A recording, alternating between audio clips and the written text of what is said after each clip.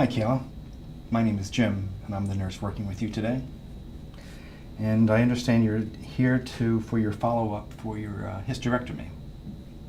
Yes. Okay. Before we start, would you mind if we take a few minutes to talk about the screening tool that you completed out in the office? Okay. Okay. I want to be sure that you know that this is a standard procedure, giving people screening tools. But I also want to emphasize that what we talk about today is confidential. And the only thing I'd really be concerned about would be that if you pose a danger to yourself or to others. Is that okay? Yeah. Okay, so let's review your results.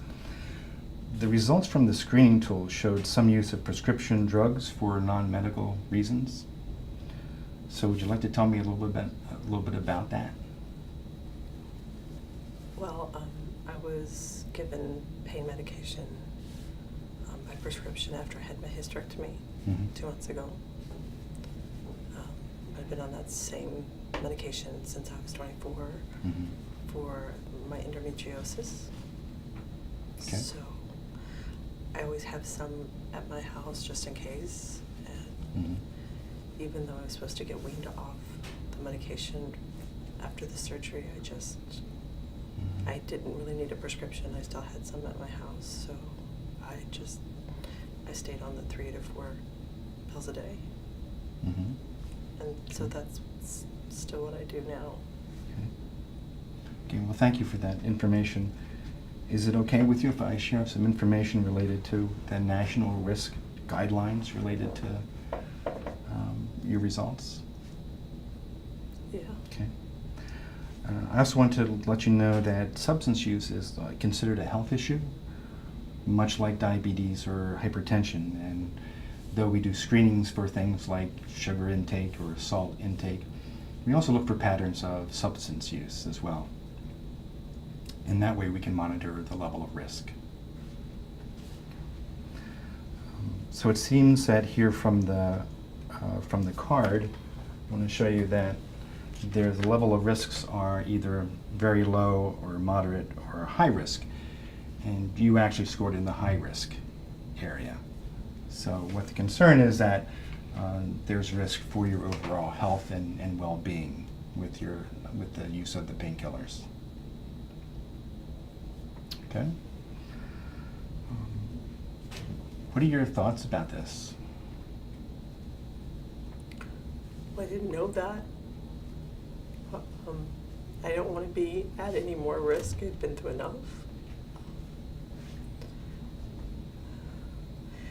That's scary to think about. And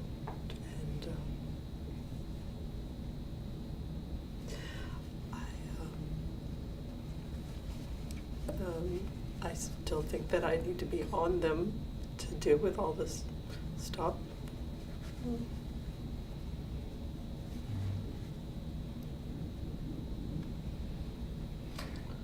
Well, thanks for sharing that with me. I'm sorry to hear that you've been struggling with depression since your surgery. I'd like to provide you with some information and some resources that will help you.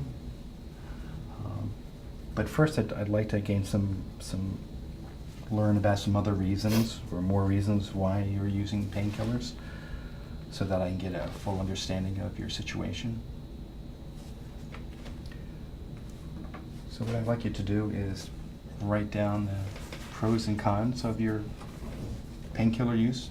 And what I'd like you to start off with is actually, what are the good things about taking the painkillers?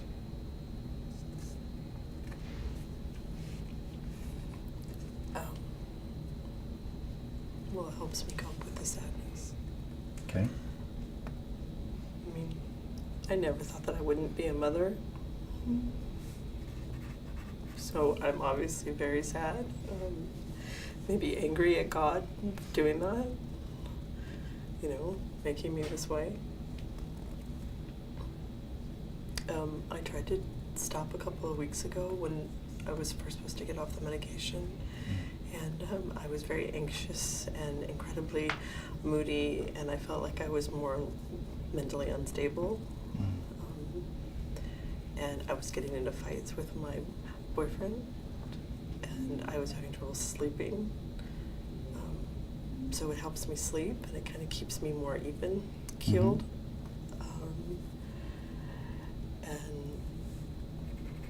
But my parents are very disappointed that this is happening to me. I'm their only daughter, only child, and they're not going to have grandchildren now.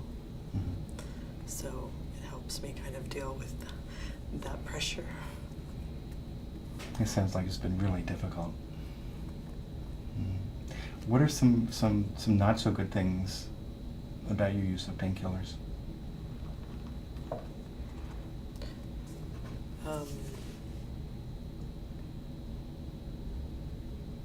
Well, obviously I didn't know that I was hurting myself or had taking my health was at risk. So like that. It's embarrassing. I thought that I was a stronger person. I definitely feel ashamed, and I don't want anybody to know. I don't want my friends to know. I don't want to say they're judgmental, but I mean, they're sort of judgmental about stuff like this. And I don't know. I wouldn't know how to stop or what would happen if I did. Okay. What I would think if I did. So what I hear is that, on the one hand, your use of painkillers has helped you cope with your depression. But on the other hand, you're really concerned about the negative effects it's had on you. Is that right? Yeah. Okay. Okay, well, based on what you shared, where does this leave you? What might be some important reasons for you to consider stopping?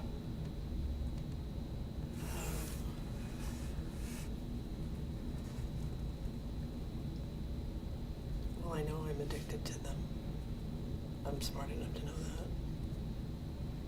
that. And I don't want to be someone who's addicted to anything.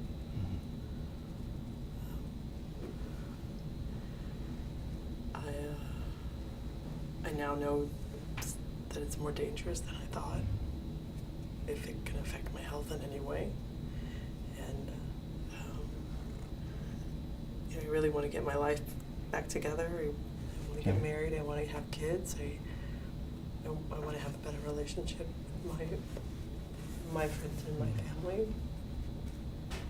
So it sounds like you're afraid that you've become addicted. And on the other hand, you also would like to get yourself back to where you were before. Is that right?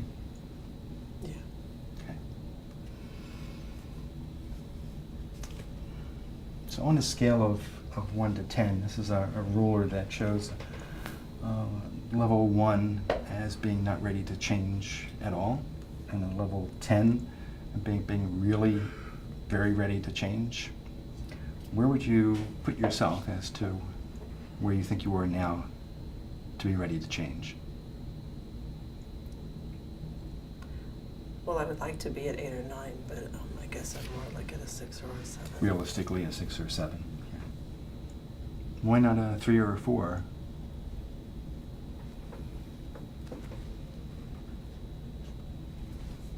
Because I know I have a problem.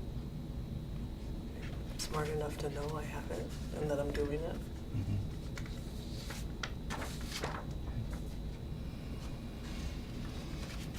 Well, Kayla, it sounds like you're very concerned about your health and the effect that the painkillers have had on your well-being. You're worried about quitting, and perhaps that your emotions and your thoughts will become more intense during this process. However, you do want to stop using, and you are open to help. I'd like to be able to offer you some healthy changes, some ways to resources that you can not only treat your depression, but also to help you stop your use of the painkillers. Do you have any ideas of what your next steps might be in this process? You mentioned that your family and friends haven't been supportive. I wonder if there's any other source of support you can use at this time. I don't know. I haven't been to church for a while. I'd like to go back to church, maybe. Mm-hmm.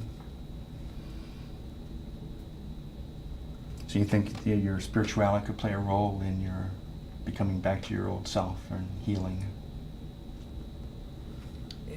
Yeah. Yeah, it Good. used to be very important to me. Good. Can you tell me about a time in the past where you've overcome a problem and how you overcame that? Well, I was married when I was younger, in my early 20s, for 3 years. And he and I had some difficulties in the marriage. One of them being that he didn't want to have children and I wanted to have children. And I needed to really take a look at what I wanted out of my life. And I had to make choices because I really wanted to be a mom. And so we ended up getting divorced. That was very painful. He was the love of my life.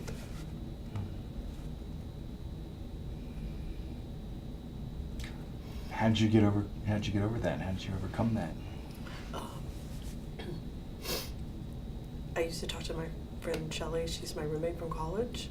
She moved to New Hampshire, so I used to talk to her a lot about it. She was really good at giving me advice. And I used to be really involved at the church and Bible study and volunteering and things like that. How do you think those resources and supports can help you now? Well, I don't really have a church that I go to anymore on a regular basis, so I could find a church. I was raised Catholic. I don't necessarily believe in that religion anymore. I'm more spiritual, and maybe I could find something that's more along the lines of what I believe now, that have people that are like-minded. And I could call Shelley. I lost touch with her last year. Would it be all right if I wrote these things down as a reminder for you? Yeah. Okay. Good.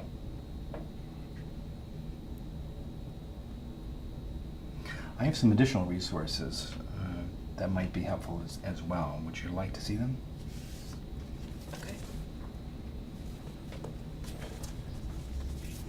Contains information about reducing prescription drug use, as well as information about how to improve your well-being.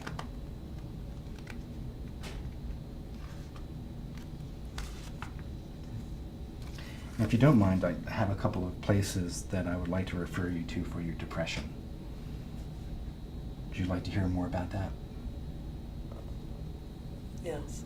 Okay, good.